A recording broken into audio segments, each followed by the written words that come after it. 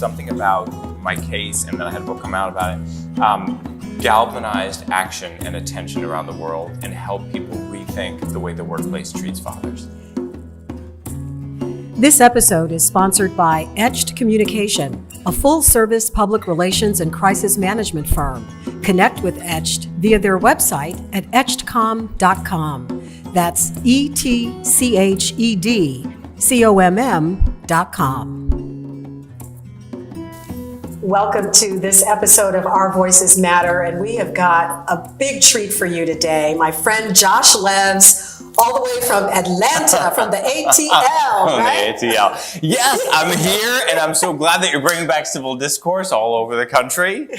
And I'm trying. I couldn't come to Houston without talking to you. Well, I appreciate it. Thanks so much for taking the time to chat with us. So for those of you, let me give you a little quick rundown of Josh's background. So probably most well known for his stint on CNN and NPR for over 20 years.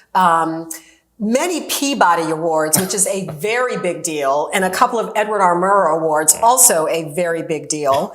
And now Josh is an author, a consultant, a keynote speaker, and he is all about equality for dads and working dads, getting them into the conversation as it relates to gender parity.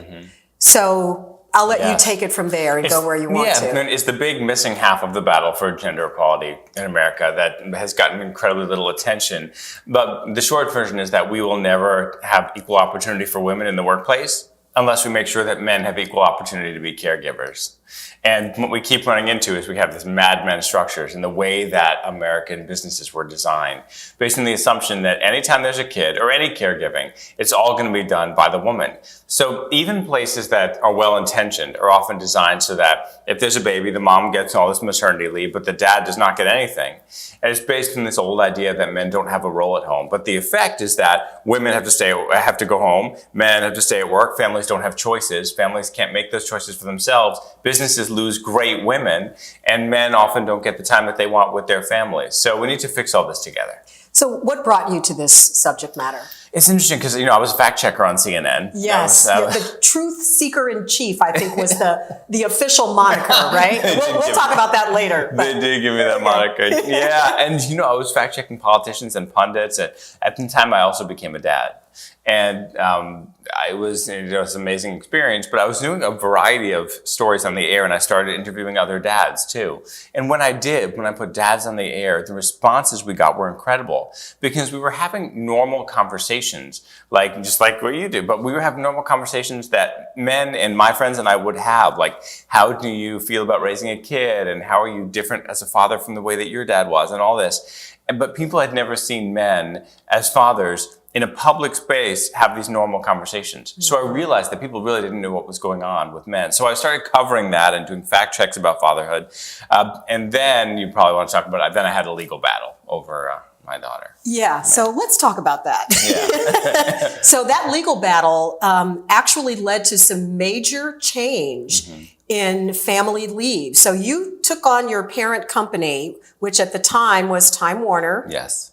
And what was the outcome, or what did you take them on for, and then what happened? Sure. So what happened was, first my wife and I had our two sons, then she was pregnant with our daughter, and we looked at what was going on in our family, and we realized that I would be needed at home after the birth to do some caregiving. I knew that that's normal. I was reporting on air that dads do this now. But when we looked at the policies, we discovered, I dug into it, and I found that the way the policies worked at the time, anyone could get 10 paid weeks to care for their new kid, except a guy who got his own wife pregnant. Anybody except the dad. By the way, you can't see, but the crew here just went. So anybody except the traditional father could get 10 paid weeks. Right. And so I went to them totally in secret, and I said, come on, this has to be an oversight. There's no way you meant to do it this way. Yeah. They said, that's so interesting, put it in writing. So I put it in writing and asked for a change, no answer. And then my wife at 35 weeks had severe preeclampsia. They had to induce. I was messaging work from the hospital room. Am I going to get the 10 weeks or not? Still no answer. A guy like me could only get 2 weeks. Anyway, then after 11 days, I'm home caring for my wife and my preemie daughter and my two boys. and saying, okay, am I coming back to work now or do I get the 10 paid weeks? And that's when they said, no, I couldn't have it. So that is what I took legal action. And then you said, I'll see you in court. I made clear that that's where we could go. Yeah. And a lot of people in America don't know their rights as employees, but I fortunately did and spoke to lawyers, and I filed an EEOC, Equal Employment Opportunity Commission charge for gender discrimination. And then that led to just all this news coverage. And then the policy changed. Right. Don't leave that out, Josh. Hello. Exactly. Yeah. Yeah. So it got so much attention, and I kept speaking out publicly, and then they revolutionized their policy. They made it better for moms and dads. And they made it legal. I mean, the way you're supposed to do it. And the EEOC sent out guidance to businesses across the country after my case was filed.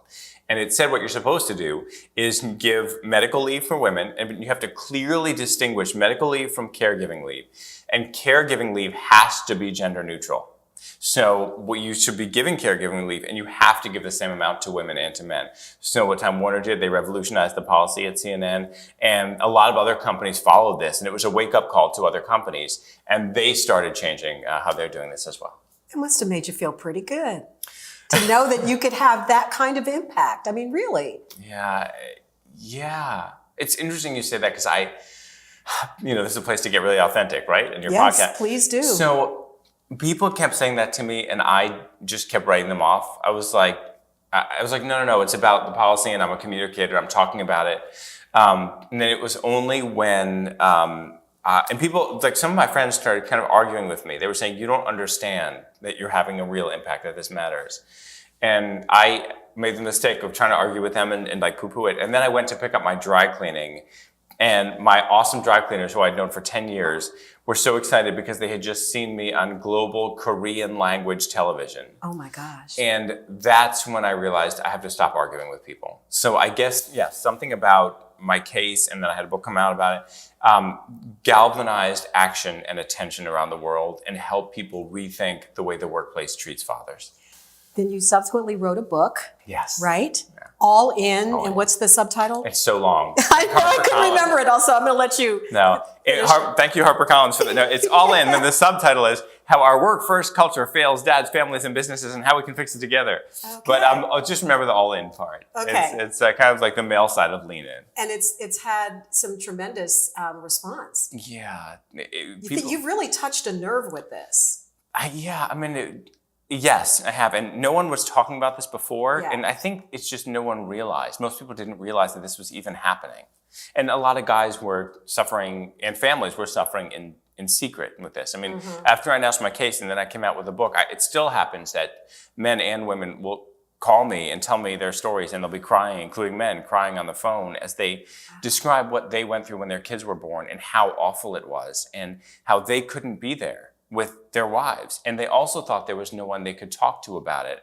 And they all thought that they were alone going through this. And I think too that there's often the assumption that men don't want to be there. And that feeds into all the stereotypes that our society has put upon us for, decades. I mean, it's just like, the woman's place is in the home and the man's place is in the, in the workforce. And it's just, it's a totally different world now. And you and I have both worked in television. Yes. And unfortunately, on the entertainment side of TV, there have been a lot of shows that have kept that stereotype of dads alive. Yeah. This backward idea, dads are incapable, dads are irrelevant. But what they don't know is that that idea came from the same idea that women are incapable in the workplace. Women are irrelevant in the workplace. The people, it all came about in this Mad Men way of thinking. Like, a woman wants to be a lawyer, ha ha ha. A doctor, ha ha ha. A man wants to change his kids' diapers, ha ha ha. It's the flip side. So the weird thing is that this prejudice against men as fathers is actually also prejudice against women. It's based on the assumption that women should be at home and they're the ones there, and men should be at work and they're the ones there. So now I want to kind of connect the dots between this conversation about men and women to the broader topic of what this show is about, which is trying to get rid of the othering of society. We are othering each other. Frankly, I think, we've all had enough of that. Yeah. And we've got to figure out a way to trust each other, listen to each other, have respect for each other. What are your thoughts? I mean, you're out there, you travel around the country and outside of the country as well with your speaking engagements and consulting and whatnot. So what is your perspective on where we are as a nation right now? Well, you are exactly right. I mean, one thing I can tell you is, I don't know how many people understand this, but the reason that Russia wanted to get involved in our election system, the reason they wanted a result, Russia has always follow the money, okay? Always follow the money. Russia has a financial system that is based on getting other countries, inside countries, people to fight each other. So in Libya, when there was all this internal fighting going on, I read a crazy statistic about how many rubles a day Russia was coming out ahead with. And in a democracy, you can sometimes have a political system with a duopoly, which is what we have, in which we're made to feel that we're on these two teams. And someone comes in and tries to make it even worse, and we all start dividing. And that worsens our economy. It slows us down. In order to get things done, I always say we don't have to love each other, but we have to work together. And so you might have different opinion about someone's lifestyle or gender identity or whatever. But when you go to the workplace, that might be the best possible person to help build your business, to work with. And then step two is that once we are working together, then we get to know each other and we realize we're not these bad people, right? So I do see the incredible danger, how it can damage our economy and our nation. It can be a new civil war of us hating at each other. So that's why when I talk about this stuff, one of the first things I say is in every state, every race, you have this exact same problem going on with families. And statistically, despite all the stereotypes, by far the vast majority of Black fathers live with their kids and are, on average, the most involved. So, could you say that again? Yes. In this country. We don't hear that very often. We don't. Despite the stereotype, by far the majority of Black fathers live with their children. And they are, on average, the most involved. I mean, all dads are involved. There's almost 100% of dads who live with their kids, care for them in every major category throughout the week. But within the 98 to 99%, Black fathers actually even a little higher than average. So what we need to do is come to understand, you and I are journalists. I say if we learn the facts, it helps. So let's start off realizing that across the country, we're dealing with the same challenges, the same issues. And even if we don't have to love each other, we have to work together. That's just so beautifully said. I mean, you just break it down because that's really what it comes down to. So you said, you talked about dealing with the facts. Yeah. Okay. These days we seem to even have trouble agreeing on what the facts are. Yeah. So as the former truth seeker in chief right. for CNN, right. how do we get back to trusting the facts? Yes, I know. And we spent so many years, unfortunately, in media, losing people's trust. And in a way, now we're reaping what we sowed. There was already a lot of mistrust. And some of that before the most recent era, some of that was the way big media were being run, especially on the TV side. I always complain about how a lot of live TV national news has become this open mic night. Mm-hmm. It was something I hated at CNN. It's why I started Reality Check, because any politician or pundit could get on the air and lie, and most of the time they didn't get corrected. So that's why when I pitched this role for myself, I was like, can I just be the guy who keeps doing this? And I did for a little while, but it didn't last forever. So we do get torn away. So some of it is that we lost people's trust. And then some of it also is that people are being told, hate the other hates you. And that pulls people apart. And there's people there who have built business models around lying. So I think the number one thing to do is to come to understand that there are legitimate news outlets out there that truly don't exist. The vast majority of people at CNN are truly great, committed journalists. My friends that I left behind when I chose to leave are truly committed, great journalists. And that there are lots of places that do this. And I also say, if you wonder if something's true, if you want to know, start taking a look at the news coverage. And you know what? It's an era of open information. Go check it out for yourself. Go find out the facts for yourself. And then you see whether you're new. Don't go look at the opposite perspective media. Just go look at the hard facts. Look at the government documents. If you want to know, go look. Go watch the original videos that they're referring to. And what you'll see is some media are telling you the truth. Some of them are lying to you. And unfortunately, now it's on consumers to go take the time to do that. Wow. What do you think? You've been in this field for a while. Well, yeah, I agree with you that that we basically need to be a more educated citizenry across the board, and we can't take anything that people are telling us at face value, and that includes the media. Right. But we have to be engaged and involved enough to want to go seek the facts for ourselves. And so, yeah, I agree with you, and I think there's also a lot to be said for sharing people's stories, which, and you're a storyteller, I'm a storyteller. The whole basis of this podcast is about sharing people's stories personally and professionally, kind of giving a little bit of a glimpse behind the scenes and just helping people to be their authentic selves and showing who they are. So, someone might say, well, I don't like Jewish people, right, or I don't like African Americans. Right. Well, Josh is Jewish and I'm African American. Well, do you feel any kind of a connection to either one of us? Is anything that we're saying having a resonance with you and helping to broaden your perspective about who and what we are and are not? Right. So to me, the stories is where we can really get at people's hearts. Right. And then we can start to change minds. So do you have a personal story about a time when you felt as though you were the other? I do. In fact, I might be an interesting case for this because after my book came out, I started getting invited by women's groups all over the place at major companies and organizations, UN Women, to speak. And there are lots of times that I come in and I'm the only man. And I also see, it's gotten to the point now where like men will show up for my talks, but men don't want to speak. They're afraid to talk about their challenges and all this until I start speaking. So very often I am other. I'm the first person that a lot of these women have ever heard say these things. So I've come to understand in my own little way. I also recognize for those watching, I'm a white man and I have all the privileges that come from these things. But in these situations, I am the first person that they've ever heard talk about this and talk from this perspective. And I think one reason that I'm able to do it is something you and I, I'm sure you did too, learn in broadcasting, is that no matter what you do, there's always somebody going to complain about it. Right. So you just learn to be like, you can't please all of them. Yeah. Like as long as you know you're doing your best, and as long as you know what's in your heart and you've learned your facts, then you're in the right place. So I've been able to, I guess people tell me I've helped pave the way for other guys to talk in these situations in which they have felt uncomfortable sharing their truths and their challenges.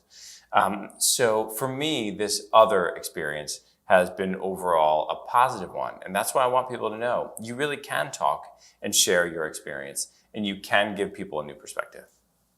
How's your family doing? How are the kids doing?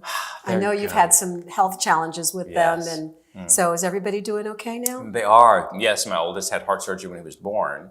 And fortunately, they were able to fix it. It was the nightmare. First child, you want to be like, I have a healthy baby. And instead they tell us they're going to, rip him open and fix his heart. But it was fixable. And fortunately, he lives just like anybody else. And then when he was 10, almost 11, he had his second surgery. You were wonderful through that. Thank you. So he's doing great. And my second was born into my arms on the floor in an emergency. But he's doing great, totally healthy. He's 9 now. Back up. I know. See, know. I've heard the story. But now that you've thrown it out there, we can't just leave people hanging. Okay, so just briefly tell us the story. Well, my wife was, I think she was, it was 3.5 weeks from her due date. And this incredibly unusual thing happened where she didn't labor. It's almost unheard of. She had she fell from the floor of our bedroom and she couldn't talk. And I didn't know what was happening. And then I won't gross anyone out, but stuff started coming out into my hands. I'm on the phone with 911. They're telling me what to do. And because it was so strange, I didn't know it was birth. I thought something was wrong. And then when the baby, we didn't know the gender, I just knew his head popped out. His eyes were shut. There was no sign of movement. And then I saw more pop out. And the umbilical cord was wrapped around his neck 5 times. And there was no movement. So I didn't know if he was going to live or any of this. But then while I was on the phone with 911, I unraveled the cord. I just randomly knew not to tie off the cord because you're not supposed to until you can make sure the baby's breathing because the baby can get oxygen through the cord. So anyway, then stroked him and finally his eyes opened. So it turned out he was totally fine. He's just a deep sleeper. He's a good sleeper. He was born asleep. Yes. Oh my he was goodness. born Oh asleep. my goodness. That's so funny. I was too. Were you really? I was, yes. You didn't scream and stuff? No, because my mother always tells the story that and back in the day, it was a long time ago, she was given, I guess, some drug that actually put me to sleep. And so when I popped out, they said, Anita, what did you want? And she said, I wanted a baby girl. And they said, well, you've got one. And she said, well, what? But she's sleeping. And she said, wake that chick up. Is that what she said? Yes. Wake that chick And to up. this day, it's probably why I still love to sleep. Like, don't ask my husband. He's like, okay, if she hasn't had her sleep, you don't want to talk to her. That's awesome. Oh, and so how old is your son now? And so he's 9, and then my daughter, from the whole story, she's 5. So they're getting big. Oh my goodness. Yeah. How would you? Just, I have one daughter. Your daughter, I Lindsay, remember. she's 24. Okay, Yeah, 24. She'll be 25 Yeah. in May. I remember when she was Yeah. over 20. Okay, she's Yeah, 24 now. yeah. Wow. So, your oldest is 9. Yes. How aware is he of any of this stuff that's going on? I mean, does he ever have an inkling, and how do you handle questions, and what kind of questions are you getting from him about where we are right now as a nation? Yeah, it's so interesting the way that each of them, like, I try to do age appropriate conversations, you know, like the 12-year-old, he's in 6th grade, and he's at the point now where he's challenging everything. You know, he's like, the other day we went to this museum that looks at something from the Civil War, and he was like, well, it's just 2 different sides. And I'm not going to say one side's right and one's wrong. And I'm like, wait a second, one of them wanted to keep slavery and the other one didn't. He's like, oh, okay. Well, in that case. But in general in life, any side can be right. And so he's challenging everything, which is what you're supposed to do at that age, right? Right. And then my 9-year-old is... he's just like so, you know, fun and happy, and they all ask questions about what I do, and they ask questions about how the work works. But my 9-year-old, it's just more like he just thinks it's cool that I give speeches, and you know, they think it's cool that I'm on YouTube. That's it. I'm like, I don't have a YouTube channel. They're like, I know, but people put your speeches on YouTube, so they think that's cool. And my daughter too, like she's 5, but she knows that I go around talking about the importance of daddies and mommies, and how mommies and daddies can succeed in any profession, any job, and can be just as good as each other at home. And, you know, I think that's as far as I can get her at age 5. Of course. But they are, you know, these kids are precocious. They learn fast. I know. They're different now, as they just to grow up and ask more profound questions than I don't ever think I ever asked profound questions when I was 5 or 9 years old, you know. So what are your biggest hopes for them and for our country? That is why I'm so active about this stuff. This is why I become an activist, working on issues like paid family leave, outspoken politically, all these things, because we need to fight. I don't want them to have to fight the fight. No matter what, there's going to be some battle for their generation to fight. But I look at for example, the gender inequalities that we were talking about. And I see that I grew up believing gender equality was real. You know, all the girls, I went to Yale, great college, surrounded by brilliant women. We all thought we were going to go out into the world and have our careers and our families. But here I am 20 years plus later, and only 5% of CEOs are women. So clearly something didn't work. And I've come to understand that even though we're raising the next generation also to believe in gender equality, if we don't make real substantive structural change, they will have the same problem. So what I want to do is give them a better world. I want our generation to tackle climate. I want us to fix what's going on in politics. I want us to fix what's going on with these gender imbalances, so that they don't have to. But I know in the end, they'll have a fight to fight. I just want to make it, I just want to reduce their burden as much as possible.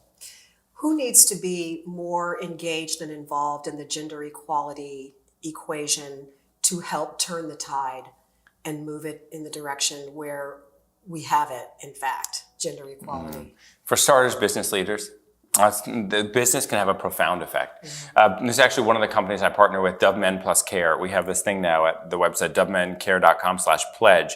We've created a paternity leave pledge, which calls on everyone in the country to support paternity leave, because right now most places don't have it. And I tell people it's a crucial women's rights issue. It's crucial for everyone, and it changes how you look at gender. When you have paternity leave and you make it real and accessible, then you are showing the women in the workforce that you want them to have equal opportunity in their careers. So business leaders, when they take that pledge, when they take action, when they transform their policies and cultures so that they're supporting women equally in the workplace and supporting men equally as caregivers, there's that. And we also need big steps from our lawmakers, and that's at the state level and at the national level. You know, there are still a lot of people who have these old ideas about gender, and they think that what they're saying is just like holding on to some value. And I always tell people, have any view you want about men and women, but when it comes to giving people choices, isn't that the American way? So let's set up our structures in a way that families can decide, is mom going to work, is dad going to work, who's going to stay home? And as long as you do that, you're doing what's best for the economy and for families. What's next for you? What should we be looking for? You writing another book? What's coming up? Can you break a little news here? Well, when I finally run for president as an independent, I'll announce that here. Please do. Yeah. Oh God, wouldn't that be great? Just get rid of the parties from the White House. No, I'll tell you this. I have more and more clients coming to me to do this.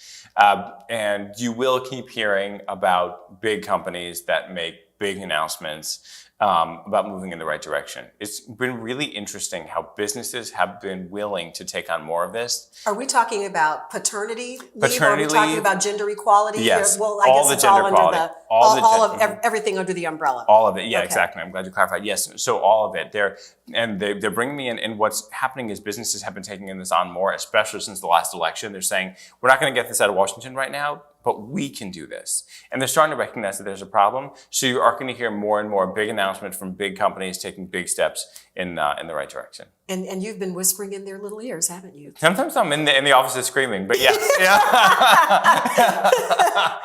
From the top of your lungs, no doubt. Yeah, hey, whatever I got, I'm going to use it to fight the good fight, just like what you're doing with this. I mean, look at this era. You can reach the entire world this way. It's incredible. Isn't it? It's amazing. It truly is amazing. And you've taken your career into your own hands. This is true, and so have you. Yes, we have. And so have you. Yes, So right. We'll have to do this again. You need to come back in 6 months or a year or something, and we'll see how many of those big corporations you've been yelling at and saying, come on, get on here. I'll bring you a list. Are you optimistic about the future? Yes, I'm optimistic about the future.